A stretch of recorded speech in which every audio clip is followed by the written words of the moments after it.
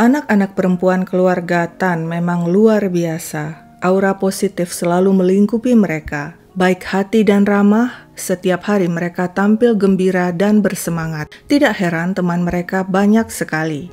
3 di antara anak perempuan keluarga Tan bernama Shan, Chow, dan Chie Mei. Sebut saja mereka sebagai Tan Sisters. Ketiganya berusia di awal 20 dan belum menikah. Entah mengapa anak keluarga Tan banyak, sedangkan Cina saat itu menerapkan kebijakan 1 anak. Tapi yang pasti semua anak-anak itu telah mandiri dan memiliki income sendiri. Tan Sisters membuka toko baju di Heping Shopping Mall di kota Nanying di Guangxi, Cina. Mereka tinggal di sebuah kompleks apartemen di kota Nanying. Shan dan Chow tinggal bersama di unit 703, sedangkan Chie Mei tinggal sendirian di unit berbeda. Saat itu, perayaan Imlek 2009 baru saja berlalu. 2009 tahunnya si kerbau.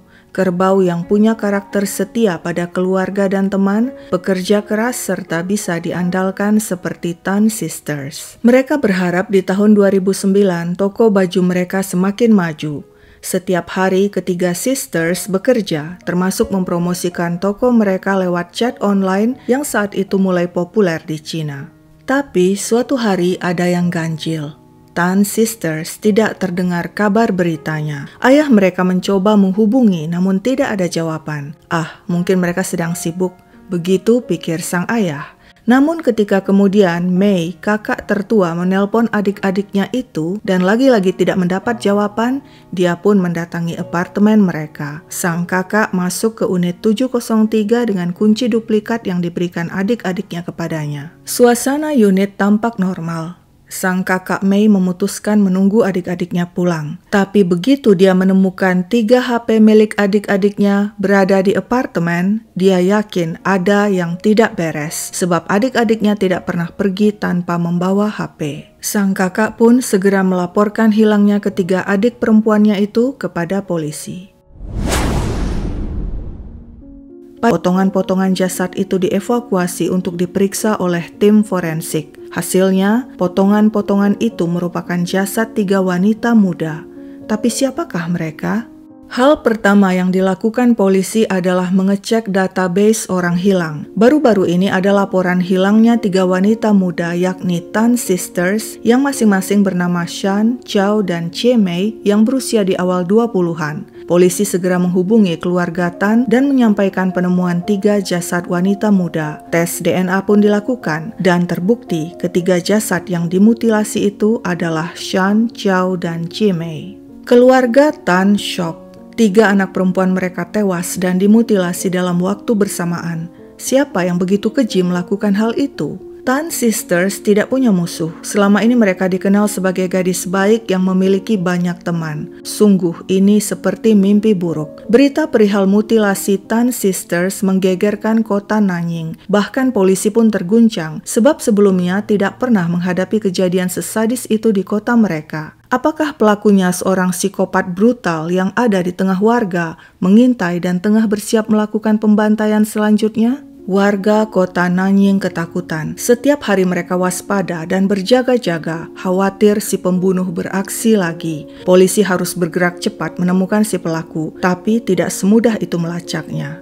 Polisi sudah menanyai tetangga Tan Sisters dan penghuni apartemen lainnya, tapi mereka tidak melihat dan mendengar apapun. Polisi juga telah memeriksa unit apartemen Tan Sisters, tapi tidak menemukan petunjuk berarti. Jendela tertutup rapat, tidak ada tanda-tanda pintu didobrak, dan juga tidak ada barang hilang. Gedung apartemen tidak memiliki kamera pengintai sebab pada tahun 2009 kamera CCTV belum populer. Polisi mendapatkan informasi Tan Sisters memiliki banyak teman online dan offline hingga mencapai lebih dari 3.000 orang. Meski sangat melelahkan, polisi mencoba menanyai mereka satu persatu, tapi tetap tidak diperoleh informasi berarti. Investigasi nyaris buntu. Namun untung saja polisi tidak kehabisan akal. Mereka memeriksa kembali karung plastik yang dipakai membungkus jasad Tan Sisters. Di karung plastik itu tertera merek, dan lewat merek itulah polisi berhasil melacak pabrik yang memproduksinya. Ketika polisi menanyai pihak pabrik, mereka membenarkan, "Kami hanya memproduksi sebanyak 2.000 jenis karung itu, dan sebagian besar karung itu dibeli sebuah lembaga pendidikan kejuruan untuk dibagi-bagikan secara gratis kepada siswa mereka sebagai tempat barang-barang mereka." Bingo, ini adalah permulaan baik. Ada kemungkinan si pelaku siswa lembaga itu atau alumni lembaga itu. Polisi kemudian mendata siapa saja penghuni apartemen yang merupakan siswa dan alumni lembaga pendidikan tersebut. Dan diperoleh data mengejutkan. Tetangga Tan Sisters yang tinggal di unit 709 merupakan alumni lembaga itu. Si tetangga adalah seorang pemuda. Sebenarnya polisi sudah menanyainya beberapa kali, namun tidak ada hal mencurigakan. Pemuda itu tampak tenang, normal, dan mengakui tidak tahu menahu tentang tewasnya Tan Sisters. Kini polisi mulai curiga. Jangan-jangan di balik sikap tenangnya itu, si pemuda menyembunyikan sesuatu. Siapakah sebenarnya pemuda yang tinggal di unit 709 itu? Namanya Lan Xincheng. Dia anak orang kaya dari daerah Daxin di Guangxi. Unit apartemen miliknya merupakan pemberian orang tuanya yang kaya. Lan Xincheng tidak punya catatan kriminal. Informasi yang diperoleh polisi menyebutkan pemuda itu tidak pernah menunjukkan perilaku aneh dan mencurigakan. Teman-temannya mengatakan Lan baik. Dosennya saat kuliah juga bilang Lan siswa yang baik. Keluarganya terpandang. Ayahnya bekerja di sebuah perusahaan besar dan ibunya menjalankan bisnis keluarga. Setelah lulus kuliah tahun 2007, Lan pindah ke apartemen di kota Nanying yang dibelikan orang tuanya untuknya sebab Lan bekerja di sana. Polisi kemudian mendatangi perusahaan tempat Lan bekerja. Di sana mereka mendapatkan informasi mencurigakan. Menurut pihak kantor, pada 11 Februari 2009, Lan yang biasanya selalu tiba di kantor tepat waktu, tiba-tiba datang terlambat. Dan anehnya, keesokan hari mendadak dia minta cuti 3 hari. Dan lebih ganjilnya lagi, sepulang cuti, tiba-tiba pemuda itu minta berhenti kerja. Pihak kantor dan rekan-rekannya maklum saja sebab mereka tahu Lan anak orang kaya. Tanpa bekerja pun hidupnya tak bakalan kekurangan. Polisi bertanya-tanya, apa yang dilakukan Lan selama cuti 3 hari? Apakah membunuh dan membereskan jasad Tan Sisters? Soalnya waktunya cocok. Sangat mencurigakan. Polisi pun menahan Lan untuk diinterogasi. Pemuda itu tampak tenang, tidak menunjukkan emosi apapun. Awalnya dia mengatakan tidak tahu menahu tentang pembunuhan Tan Sisters. Namun setelah 2 jam diinterogasi non-stop, pertahanan Lan mulai goyah. Akhirnya dia mengaku dirinya lah yang membunuh dan memutilasi Tan Sisters. Apa motifnya? Mengapa Lan yang selama ini dikenal sebagai pemuda baik berubah sadis? Begini ceritanya. Lan Xincheng lahir tahun 1985 dari keluarga kaya. Sejak kecil dia berada di bawah bayang-bayang orang tuanya yang penuh aturan dan tuntutan. Orang tuanya selalu memaksa Lan belajar dan melarangnya bermain. Tapi kenyataannya kemampuan Lan biasa-biasa saja. Sejak SD nilai akademisnya pas-pasan. Ketika duduk di bangku SMP, Lan yang memasuki masa puber mulai naksir cewek, teman sekelasnya. Dia pun menulis surat cinta kepada si cewek, tapi sial, ibunya mengetahui hal itu. Akibatnya, sang ibu murka dan memarahi Lan tanpa henti. Sejak itu hidup Lan seperti di penjara. Orang tuanya memasang kamera pengintai di kamar tidurnya agar setiap saat bisa mengintai gerak-gerik Lan. Setamat SMA, Lan hanya sanggup mengambil pendidikan diploma, padahal orang tuanya berharap Lan masuk universitas dan kuliah setinggi mungkin hingga memperoleh gelar tertinggi. Usai menamatkan pendidikan diploma, Lan sebenarnya ingin membuka usaha sendiri di bidang desain interior di daerah tempat tinggalnya di Casin. Namun orang tuanya melarang. Mereka gengsi Lan tetap tinggal di Casin. Mereka ingin Lan bekerja di perusahaan besar di kota besar. Lan berusaha melamar pekerjaan di perusahaan besar, namun gagal. Hanya sebuah perusahaan kecil furniture yang menerimanya. Tapi tak mengapa, paling tidak perusahaan itu berlokasi di kota Nanying. Lan lantas pindah ke Nanying dan orang tuanya membelikannya sebuah apartemen di sana. Mereka cukup puas Lan kini tinggal dan bekerja di kota. Setidaknya mereka bisa membanggakan anak mereka dan bilang ke kerabat dan tetangga, "Anakku kerja di kota loh." Apakah Lan bahagia? Tidak. Orang tuanya kerap mengunjunginya dan seperti biasa selalu menyemburkan sederetan kritikan kepadanya. Kenapa kau semakin gemuk? Makanya olahraga, diet. Kau pemalas, seharusnya bangun pagi lalu olahraga agar jangan gemuk seperti itu. Orang tuanya juga mengatakan karena Lan sudah bekerja, saatnya memikirkan untuk menikah. Namun ketika Lan mengenalkan kekasihnya kepada mama papanya, mereka menolak sebab si gadis berasal dari keluarga sederhana. Putuskan dia. Lan sedih tapi tak berani membantah. Sedari kecil hidupnya selalu dikontrol orang tuanya. Bahkan apartemen yang ditinggalinya juga dibelikan orang tua. Dia tidak mampu melawan. Dia bahkan tidak yakin dirinya manusia berharga dan berguna sebab sedari kecil dia tidak bisa memenuhi keinginan orang tuanya. Suatu hari orang tua Lan yang sudah tidak sabar Lan menikah memberikan ultimatum padanya. Nanti tahun baru Imlek kau datang ke rumah mama papa dan bawa calon istrimu. Tapi kalau kau tidak bisa bawa calon yang tepat, tidak usah datang. Sebenarnya Lan ingin datang ke rumah orang tuanya untuk merayakan Imlek. Tapi tidak bisa sebab dirinya tidak punya calon istri yang sesuai dengan keinginan mereka. Jadilah dia merayakan Imlek seorang diri di apartemen. Lan sedih, kesepian, depresi.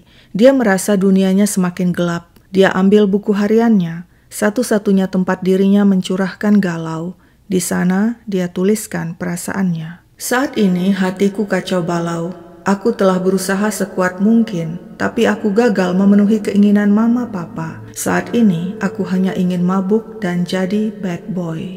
Amarah di dadanya kian menggunung, siap meledak. Dia mulai menonton film-film sadis untuk meluapkan kemarahannya. Namun ternyata hal itu belum cukup. Lan ingin sesuatu yang nyata untuk meluapkan murkanya. Hidupnya gagal dan gelap.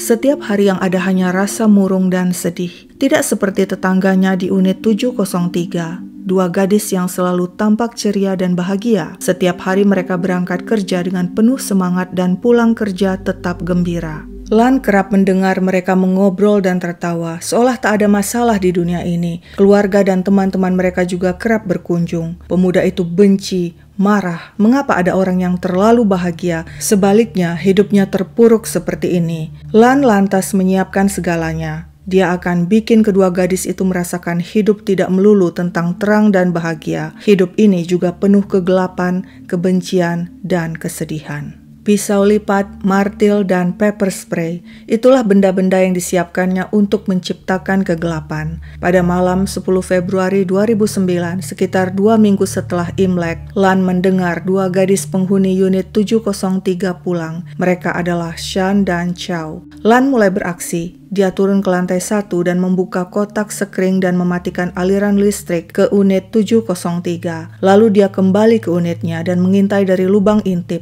Dia lihat Shan keluar. Tentunya sang gadis turun ke lantai 1 untuk memeriksa kotak sekring karena listrik di unitnya padam. Saat Shan pergi, Lan masuk ke unit 703. Di sana ada Chow yang terkejut melihatnya. Lan tidak membuang waktu. Dia menyemprot Chow dengan pepper spray lalu melukainya dengan pisau dan mengikatnya. Lan kemudian bersembunyi di balik pintu, menunggu Shan. Ketika gadis itu masuk, dia segera menyemprotnya dengan pepper spray dan mengikatnya. Selanjutnya, dia meruda paksa Shan dan Chow. Namun tidak disangka-sangka, tak lama kemudian Che Mei datang berkunjung ke unit 703. Kembali, Lan menyemprotnya dengan pepper spray dan mengikatnya. Tan Sisters tidak berdaya. Mereka mohon agar Lan membebaskan mereka. Tapi Lan tak peduli. Dia membunuh ketiga gadis itu dengan pisau, lalu memutilasi jasad mereka satu persatu, memasukkannya ke dalam 9 karung plastik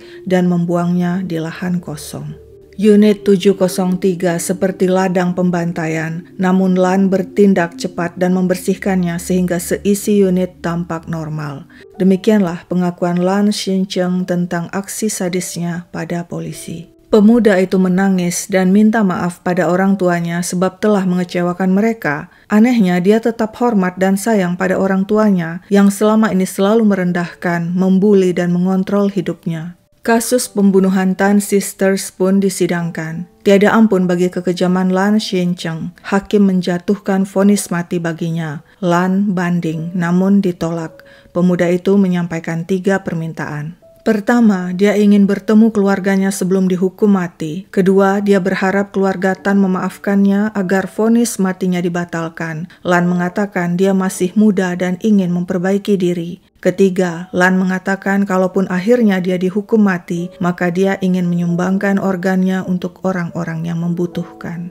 Pada 22 Juli 2010, Lan Sin Cheng dieksekusi. Tapi kesedihan keluarga Tan tidak terbayarkan. Mereka telah kehilangan 3 anggota keluarga dengan cara yang begitu kejam akibat ulah Lan yang merasa hidupnya gelap dan hancur akibat orang tuanya, namun memutuskan Tan Sisters-lah yang harus menerima balasan. Sungguh tragis dan absurd. Sekian dulu ceritaku, sampai jumpa kapan-kapan.